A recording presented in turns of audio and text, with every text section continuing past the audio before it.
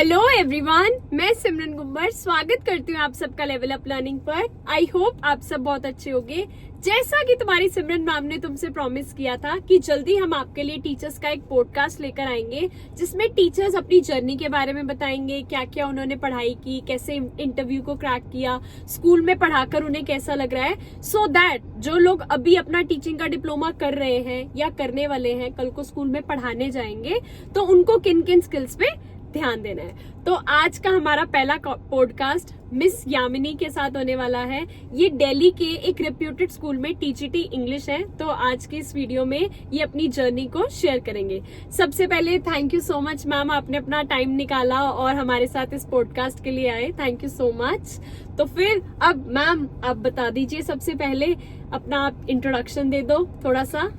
बहुत खुशी हुई है मुझे अभी अपने एक्सपीरियंस शेयर करने को मिलेगा और आई थिंक मेरा इंट्रोडक्शन बहुत ही अच्छी तरीके से सिमरन मैम आपने दे दिया है। एंड मैं बिल्कुल अपनी जर्नी शेयर करना चाहूँगी आप लोगों के साथ कि कैसे आप लोग बहुत ही अच्छी तरीके से एक अपनी टीचिंग की जर्नी को अपने फ्यूचर तक लेकर जाएंगे और बहुत अच्छा अर्न करेंगे और बहुत ही ज्यादा फन के साथ ये काम करने वाले हैं। बिल्कुल। तो मैम ने एक छोटा सा हिंट दे दिया है आपको। क्या हिंट? कि ये टीचिंग की जर्नी आपकी बहुत ही ज्यादा फन वाली रहने वाली है। तो मैम आप पहले तो ये बता दो कि आपने अपनी एजुकेशन में क्या करा था। सबसे पहले मैंने अपनी स्कूलिंग खत्म करके ग्रेजुएशन करी है और है। बीए प्रोग्राम से करी है क्योंकि तब तक शायद मैं श्योर नहीं थी कि मुझे किस सब्जेक्ट का ऑप्ट करना है। तो जो बच्चे ये कंफ्यूज होते हैं ना, उनके लिए बीए बहुत सही रहती है क्योंकि बीए करके वो एसएसटी की तरफ भी जा सकते हैं, इंग्लिश की तरफ भी जा सकते हैं, तो काफी सारे गेट खुल जाते हैं। तो मैम ये आपका बहुत अच्छा स्मार्ट डिसीजन था। उसके बाद मैंने अपनी बैचलर्स ऑफ एजुकेशन बीएड अपनी कंप्लीट करी है। ठीक है। एंड उसमें भी काफी अच्छा एक्सपीरियंस रहा है मेरा। इंटर्नशिप की है मैंने काफी अच्छे स्कूल में एंड टीचिंग का एक्सपीरियंस लेना बहुत जरूरी है क्योंकि जो भी आपने पढ़ा है उसको इम्प्लीमेंट करना आपको आना चाहिए। बिल्कुल बिल्कुल। उसके बाद मैंने मास्टर्स खत्म की है अपनी इंग्लिश के साथ because my subject is English and I am specialized in that only. And उसके बाद मैंने अपना एक्सपीरियंस के ऊपर ध्यान दिया है। ऐसा नहीं है कि मैंने बीएड करते करते या अपनी ये मास्टर्स करते करते बिल्कुल सिर्फ टीचिंग ही करी है और कुछ और सिर्फ ये सीखा ही है।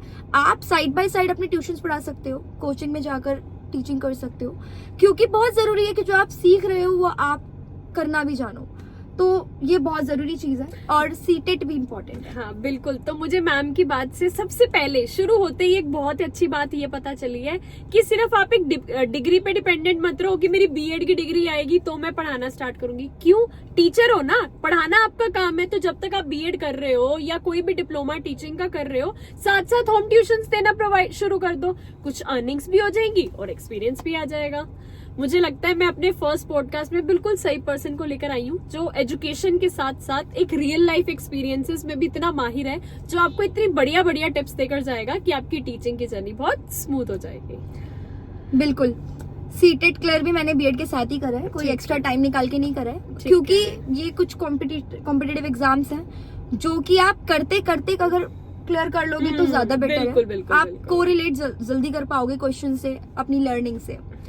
उसके बाद आपकी जर्नी पूरी फोकस के साथ आप अपने करियर को लेकर जाओगे। ठीक है। उसमें स्टडीज अब मैम एजुकेशन हो गई, हमारी ग्रेजुएशन हो गई, हमने बीएड कर ली, एमएड कर ली या एमए कर ली, जो भी आप अगर जैसे टीजीटी के लिए जा रहे हो तो ज्यादा एजुकेशन चाहिए, अगर प्राइमरी के लिए जा रहे हो तो जैसे नॉर्मली 12th के बाद एक डीएलएड होता है या जेबीटी होता है। सबका अलग अलग वो सिनेरियो होता है कि आप जिस भी फील्ड में जाना चाहते हो। पढ़ाई हो गई, मैम सीटेट भी क्लियर कर लिया अगर बड़ी क्लासेस के लिए जा रहे हो। अगर तो वैसे नर्सरी एलकेजी यूकेजी में सीटेट चाहिए नहीं होता, जैसे मेरे मोस्टली स्टूडेंट्स चैनल पे जो early childhood care and education की तरफ जाते हैं, उन्होंने नर्सरी एलकेजी यूकेजी में जाना है तो उसमें सीटेट की नीड नहीं है।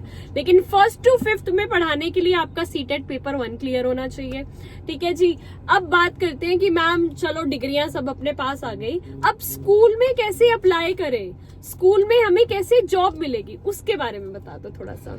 बिल्कुल, ये एक बहुत ही रियलिस्टिक क्वेश्चन है जो हमेशा कंप्लीट करने के बाद क्वालिफिकेशन हमारे दिमाग में आता है। मुझे भी आया था, बहुत चैलेंजिंग था ये कि इतना अच्छा पढ़ लिया, बहुत अच्छा स्कोर किया है, बहुत अच्छा हमें मोटिवेटिंग एक कह सकते हैं कि हमें मेरी मम्मी ने मुझे काफी मोटिवेट किया, मेरे टीचर्स ने। बट रिज्यूमे क्रिएट करते टाइम मुझे यही लगा कि मैं ऐसा क्या करूं, उसके अंदर क्या लिखूं, मैं कैसे अप्लाई करूं। तो सबसे पहला स्टेप रहता है आप अपना रिज्यूमे बहुत अच्छा स्ट्रॉन्ग करके शो करो, क्योंकि उससे फर्स्ट इंप्रेशन पड़ता है। बिल्कुल। अगर कल को मैं भी अगर किसी चीज के लिए हायरिंग कर रही हूँ, किसी चीज के लिए अगर मैं भी हायरिंग कर रही हूँ और मेरे पास भी किसी का रिज्यूमे आता है, तो जिसका रिज्यूमे अलग से स्किल्स होती है ना, तो मेरा ध्यान उस पर ज्यादा जाता है। सेम हैपेंस विद स्कूल में, अगर कोई प्रिंसिपल मैम आपका इंटरव्यू लेने वाली है, तो अगर आपके रिज्यूमे में ही बहुत अच्छी अच्छी बातें लिखी हुई हैं, तो आधा तो वो बंदा वहीं से इंप्रेस हो जाता है। ठीक है जी मैम, रिज्यूमे अच्छा बना लिया वो। और हाँ, मुझे याद है बिल्कुल कि मैंने आप लोगों को कहा था कि रिज्यूमे कैसे बनाना है, उसकी एक वीडियो डालूंगी, तो जल्दी से उसकी वीडियो भी चैनल पर आ जाएगी। रिज्यूमे अच्छा बन गया, अब नेक्स्ट स्टेप क्या होगा मैम? रिज्यूमे के बाद आपका सब्जेक्ट में कमांड होना बहुत जरूरी है। आप जिस भी सब्जेक्ट के लिए अप्लाई कर रहे हो, फॉर एग्जांपल मैं पीआरटी जनरल भी ले लेती हूँ, उसके अंदर कोई सब्जेक्ट स्पेसिफाई नहीं कर सकते हम, बट उसके लिए फिर आपकी सारी की सारी फोकस, आपका सारा फोकस आ जाता है आपके टीचिंग की स्किल्स पर, क्योंकि सिचुएशनल क्वेश्चन ज्यादा हो जाते हैं, सब्जेक्टिव क्वेश्चन थोड़े कम रहते हैं, जो कि आप इतना टाइम पढ़ के आ रहे हो इजीली दे सकोगे, लेकिन आप सिचुएशनल क्वेश्चंस के लिए रेडी रहो, आप अपने सब्जेक्टिव क्वेश्चंस के लिए रेडी रहो, आप इतने प्रॉम्प्टिव रहो आंसर्स के लिए कि आप दे सको, आप कहीं नो ना बोलो। ठीक है, तो जितना मैम बता रही हूँ उससे मैं ये समझ पा रही हूँ कि आजकल जो इंटरव्यू होते हैं ना, उसमें डायरेक्ट आपसे ये नहीं पूछेंगे कि उस चैप्टर में वहां क्या हो रहा था या उस चैप्टर में वहां क्या हो रहा था, नहीं, आपसे सिचुएशन बेस्ड क्वेश्चन पूछे जाएंगे कि अगर आप ये टॉपिक बच्चों को पढ़ाना चाहते हो तो आप कैसे पढ़ाओगे। बच्चे क्लास में बहुत शोर मचा रहे हैं, आप वो टॉपिक कैसे पढ़ाओगे। कोई बच्चा है बहुत शरारती है, बिल्कुल शांति से बैठ ही नहीं रहा, उसे कैसे टैकल करोगे। बेसिकली प्रैक्टिकल लाइफ से रिलेटेड क्वेश्चंस भी आपको इंटरव्यू में पूछे जाते हैं। क्यों? क्योंकि ये आपकी चेक करते हैं स्किल्स को, कितने आपकी ग्रास्पिंग पावर है, कितनी जल्दी आप टैकल कर पाते हो। ठीक है मैम, तो मुझे ये पता चला है कि आजकल का इंटरव्यू वो पुराने जमाने की तरह ये नहीं है कि वो कहते हैं कि बस बोर्ड पे लिखना आता है या क्वेश्चन आंसर लिस्ट सॉल्व करने आते हैं, नहीं, अब टाइम 21वीं सदी आ गई है तो एडवांस हो गया। ठीक है, बिल्कुल मैम, मैं समझ गई। तो और उसके साथ साथ जैसे कि अभी मेरी मैम से बात हो रही थी, तो मैम ने मुझे ये भी बताया, जो हम अपना जब भी कोई टीचिंग की या डिप्लोमा या डिग्री करते हैं ना, तो उसमें हमें पेडागोजी की समझ बहुत ज्यादा इंपॉर्टेंट है।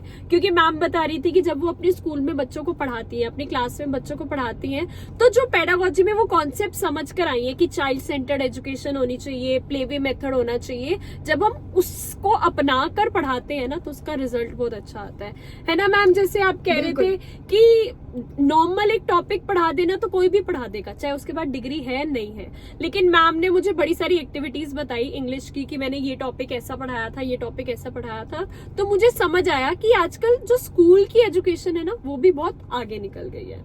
ठीक है मैम, तो अब आप मुझे ये बताओ, जैसे आप टीजीटी इंग्लिश हो, ठीक है, अभी आप फिलहाल कौन सी क्लासेस को पढ़ा रहे हो? मैं 6 to 9 तक क्लासेस 6 to 9 तक पढ़ा रहे हो। 6 to 9 तक वाले तो बच्चे भी बड़े हो जाते हैं, तो फिर आप उन्हें कैसे टैकल करते हो? मतलब कई बार होता है कुछ बहुत ही ज्यादा ऐसे ऑफ ट्रैक बच्चे होते हैं, और क्या होता है, छोटी छोटी टीचर्स होती है, जैसे यंग लड़की, जैसे यंग टीचर्स होते हैं जैसे, तो घबरा जाते हैं कि यार अब हम उसे कैसे आंसर करें, कैसे टैकल करें, तो वो कैसे करते हो? सीरियस लेना थोड़ा कम कर देते हैं बड़े बच्चे आपको। हाँ। छोटे बच्चे आप जल्दी इजीली टैकल कर लोगे, हाँ। बट आप बड़े बच्चों में चैलेंजेस फेस करोगे। बिल्कुल बिल्कुल। किसी भी चीज की किसी भी कंटेंट डिलीवरी में आपको बहुत, जैसे कि हम लेसन प्लान तैयार करते हैं, हम एक टाइम ड्यूरेशन लेकर चलते हैं, हम अपना सिलेबस क्राइटेरिया कंप्लीशन का लेकर चलते हैं, जो कि अगर आपको आपकी ऑडियंस ही सपोर्ट नहीं कर रही, आपके स्टूडेंट्स ही सपोर्ट नहीं कर रहे हैं, जो कि तो वो डिलीवरी थोड़ी सी डिले हो जाती है। वहां आपकी क्लासरूम टीचिंग टेक्निक काम आती है कि आप अपने बच्चों को किस तरीके से टैकल कर रहे हो, डिसिप्लिन आप कैसे मैनेज कर रहे हो। डांट आप सकते नहीं हो, मार आप सकते नहीं हो, ये बच्चों के पास तो ये प्लीज मत करना। हाँ, क्योंकि अगले दिन ही तुम्हें स्कूल से बाहर निकाल देंगे। बिल्कुल, उसके लिए आप अपनी टेक्निक्स लो, एक्टिविटीज में एंगेज कर दो, जिसको बात करता देख लो, उसी को बोलो जल्दी खड़े हो जाओ, जल्दी मुझे बताओ लास्ट क्या पढ़ा हमने। तो थोड़ा सा एक्टिविटी एंगेज कर दो, और काफी सारे मेथड्स हैं जो कि फन बेस्ड हैं, जिससे बच्चा आपको पसंद भी करेगा, जल्दी एंगेज भी हो जाएगा आपके कंटेंट में, और आपका कंटेंट भी जल्दी रैप हो जाता है, तो इट इज इजी। ठीक है मैम, क्या होता है जब हम किसी प्रोफेशन में आते हैं ना, घूम फिर के बंदा पहुंच जाता है। क्या सैलरी सही मिलती है? प्राइवेट में सैलरी ठीक ठाक मिल जाती है? गवर्नमेंट जब तक नहीं मिल रही तो प्राइवेट में ठीक ठाक पैसे मिलेंगे या किसी और प्रोफेशन में मिलेंगे? बहुत से बच्चे मुझसे बार बार पूछते हैं, मैम कितना तक फ्रेशर को मिल जाएगा, मैम उसका कितना मिल जाएगा। देखो, ऐसा कुछ फिक्स सेट नहीं है कि फ्रेशर को इतना ही मिलेगा, इससे ज्यादा नहीं मिलेगा या इससे कम नहीं मिलेगा। चीजें डिपेंड करती हैं आपकी स्किल्स पे। अब मैम आप बताओ कि जब आप स्कूल्स में पढ़ाते हो या आपके और भी टीचर्स हैं, तो आपको क्या लगता है टीचर्स का आजकल स्कूल्स में, प्राइवेट स्कूल्स में क्या पे स्केल है? Look, being very honest with you on this point, it is completely depends on your own skills ठीक है। and your tenuity. ठीक है। मैं ऐसे एक्सपेक्ट नहीं कर सकती हूँ कि मुझे अभी आए हुए 2-3 महीने हुए, मैंने बीएड कर ली, मैंने मास्टर्स कर लिया, I am having very good qualifications, I am holding very good qualifications, but still tenurity, experience always matters. क्योंकि कुछ चीजें जो एक्सपीरियंस से आती है ना, वो ग्रेजुएशन से, आपके मास्टर्स से आपको नहीं मिलेगी। तो स्टार्टिंग में मैंने ऐसा कभी भी नहीं सोचा कि मैं बहुत कम पे स्केल में काम करने जा रही हूँ। मेरा पैशन था कि मुझे सीखना है, और ये सीखने का पैशन हमेशा रहना चाहिए, क्योंकि आप एक टीचर हो, आप पढ़ाने जा रहे हो, तो ये लर्निंग की जो ये हंगर है ना, ये कभी खत्म नहीं होनी चाहिए। एंड ट्रस्ट मी, अगर मैं बात करूं सच में से सैलरी की, आप प्राइवेट स्कूल में भी फुल पे ग्रेड 7 का उठा सकते हो। बिल्कुल, मतलब कि आजकल प्राइवेट स्कूल वाले भी गवर्नमेंट स्कूल को टक्कर दे रहे हैं सैलरी के मामले में। ठीक है जी। अब एक बात ये आ जाती है, कुछ बच्चे बोलते हैं कि मैम स्कूल से तो मैं 2 बजे आ गई, मेरे पास शाम को खाली समय होता है, तो क्या मेरे को होम ट्यूशंस में पढ़ानी चाहिए? बिल्कुल पढ़ानी चाहिए। आप मानोगे नहीं, जितना आपको सुबह पे स्कूल से सैलरी मिल रही है ना, शाम को आप 1-2 घंटे पढ़ा के उतने पैसे और भी कमा सकते हो। तो 2-2 लड्डू आपके हाथ में, समझ रहे हो, 2-2 लड्डू आपके हाथ में है। तो आप जितनी ज्यादा मेहनत करोगे, उतना ज्यादा आप अर्न कर पाओगे, उतनी ज्यादा आपकी स्किल्स बढ़ेंगी, है ना मैम? तो मैम आप ये बताओ कि जब आप ग्रेजुएशन कर रहे थे, तो बस आपका फोकस सिर्फ ग्रेजुएशन पे था या आपने तभी से पढ़ाना स्टार्ट कर दिया था? मैं सच बताऊं तो मैंने तो अपनी स्कूलिंग के बाद से ही पढ़ाना चालू कर दिया। ये मैडम तो हमारी वैसी फास्ट, मतलब इनको तो इनिशियली स्टार्टिंग से ही पता था कि इन्होंने टीचर बनना है, तो इन्होंने 10th से, मेरे ख्याल से 10th से ही पढ़ाना स्टार्ट कर दिया था। छोटे बच्चों को पढ़ाती थी, फिर जैसे जैसे ये बड़ी होती गई तो बच्चों के भी थोड़े थोड़े बड़े होते गए, है ना? तो मुझे लगता है कि मैम को तो पता था कि मुझे टीचिंग में जाना है, तो वो पहले से ही पढ़ाने लग गई थी। तो इससे आपको क्या समझ आता है कि अभी आप टीचिंग की फील्ड में आना भी चाहते हो, डिप्लोमा कर भी रहे हो कि डिप्लोमा कंप्लीट होने में अभी टाइम लगेगा, तो साथ साथ होम ट्यूशंस लेना स्टार्ट कर दो। उससे आपको एक तो बुक्स के बारे में पता चल जाएगा, क्या क्या बुक्स है, क्या क्या सिलेबस है, बच्चों को कैसे टैकल करना है, वो सारी चीजें आपको समझ आती जाएंगी। ठीक है जी। अब मैम आप मुझे ये बता दो कि आपका, अगर मैं आपसे ये पूछूं, ओवरऑल एक्सपीरियंस कैसा रहा कि जब आप एक स्कूल की जर्नी में आए थे कि मैं ये डिप्लोमा कर रही हूँ या बीएड कर रही हूँ और मैं कल को स्कूल में पढ़ाने जाऊंगी, तो वो ओवरऑल आपका कैसा एक्सपीरियंस रहा स्कूल में पढ़ाने का, बाकी टीचर्स के साथ इंटरेक्ट करने का, पेरेंट्स से इंटरेक्ट करने का, बच्चों से इंटरेक्ट करने का? बहुत बढ़िया रहा, ट्रस्ट मी, बहुत अच्छा। ये I am lucky enough and hopefully you all will be lucky enough. तो मैम एक बात आप ये बताओ, जैसे मैं जैसे YouTube पर पढ़ाती हूँ ना, तो मुझे लगता है कि YouTube में पढ़ाने में तो मेरा टाइम जाता है, लेकिन साथ में बाकी चीजों में भी मुझे टाइम डिवोट करना पड़ता है। तो क्या आपके स्कूल में भी ऐसा ही होता है, पढ़ाने के साथ साथ बाकी काम भी बहुत सारे होते हैं? Oh my God, this is something very, you know, you definitely going to engage in many activities. पढ़ाने को तो मुझे लगता है कि आपको थोड़ा समय मिलेगा, लेकिन इतना काम मिलने वाला है, इतना काम मिलने वाला है कि आपको, मुझे लगता है फुल पे ग्रेड स्केल भी मिल गया तो आप लोग सोचोगे लेकिन ठीक है, मजा आएगा। डरने की बात नहीं, कोई भी किसी भी प्रोफेशन में जाओगे काम तो करना ही पड़ेगा। पढ़ाने के साथ साथ आपको अटेंडेंस भी लेनी है, आपको बच्चों का डाटा भी रिकॉर्ड करना है, आपको थोड़ा सा बोर्ड भी डेकोरेट करना है, जो भी मतलब स्किल्स है, जो भी चीजें हैं, वो सब आपको करनी है।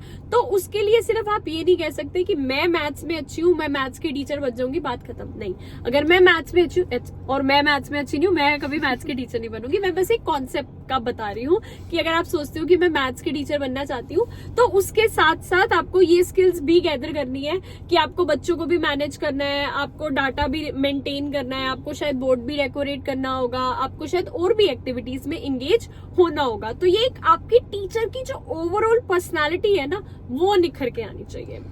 बिल्कुल, मैं ये एड ऑन करना चाहती थी कि एक बहुत बढ़िया चीज होगी कि इतना काम होगा, इतना काम होगा, कोई बात नहीं, लेकिन वो उतने ही टाइम में होगा जितने टाइम आप स्कूल में डिवोट कर। बिल्कुल बिल्कुल बिल्कुल। हाँ, स्कूल के बाद आप प्रॉम्प्टिव जरूर रहोगे, और ये हर जॉब में चीज होती है कि आप ऐसा नहीं कर सकते आपने 6 घंटे की जॉब करी और 6 घंटे के बाद आप एकदम डिसअपियर हो गए हो। You really need to understand that being in a professional place you have to be very responsible towards your work. Very dedicated as well. तो बहुत ही अच्छा होने वाला, बहुत इजी जॉब है, बहुत फन लविंग जॉब है। मतलब पढ़ाने के बाद आपको बहुत ज्यादा ऐसा कोई काम नहीं मिलने वाला है कि आपको बहुत ज्यादा पहाड़ चढ़ने हैं, ठीक है। बच्चों के साथ ही हैंडलिंग करनी है, डेटा के साथ हैंडलिंग करनी है, एक्टिविटीज करनी है, अपनी स्किल्स को थोड़े से पेपर चेक करने हैं, थोड़े से पेपर बनाने हैं। That's it. एंड अब आज मुझे ना इनसे बात करके इतना अच्छा लग रहा है कि मैं अपने फर्स्ट पॉडकास्ट में इतनी अच्छी टीचर को लेकर आई हूँ ना, जिसने बिल्कुल ग्राउंड रियलिटी बताई है कि मैम स्कूल में आजकल ऐसे ऐसे होता है, कि ऐसे ऐसे चीजें होती हैं, पे स्केल भी अच्छा है, सब चीजें अच्छी है, बट आपको एक्टिव रहना है, आपको अपनी स्किल्स में बढ़िया रहना है। So thank you ma'am, thank you so much कि आप अपना टाइम निकाल के हमारे पास आए। ये हमारी लेवल अप लर्निंग की तरफ से आपको एक छोटा सा गिफ्ट, एक टोकन ऑफ लव है हमारी साइड से कि हमारे पास टीचर आए, उन्होंने अपना टाइम दिया। Thank you so much. और इसके साथ साथ अगर आप भी एजुकेशन फील्ड से रिलेटेड हो, आप किसी स्कूल में पढ़ा रहे हो, कोचिंग में पढ़ा रहे हो, यूट्यूब पे पढ़ा रहे हो, और आप भी हमें पॉडकास्ट देना चाहते हो, तो नीचे आपको एक नंबर शो हो रहा होगा और एक ईमेल आईडी शो हो रही होगी। आप उसके व्हाट्सएप पे मैसेज कर सकते हो या ईमेल कर सकते हो कि आप भी हमारे पॉडकास्ट में आना चाहते हो, तो हम जल्दी से प्लान आउट करके आपके साथ भी वो पॉडकास्ट लेकर आएंगे। आई होप आपको ये सेशन अच्छा लगा होगा। फटाफट से वीडियो को लाइक कर देना, वैसे मुझे पता है तुमने पहले ही कर दिया होगा। कमेंट्स में बता देना कि ये पॉडकास्ट कैसा लगा, और फिर चैनल को तो सब्सक्राइब कर ही रखा है ना, तुम्हारी सिमरन मैम इतना ज्यादा पढ़ाती है। चलो फिर मिलते हैं न्यू सेशन में न्यू अपडेट्स के साथ। Thank you so much. Thank you so much Simran ma'am, thank you everyone for listening us. Okay, bye bye.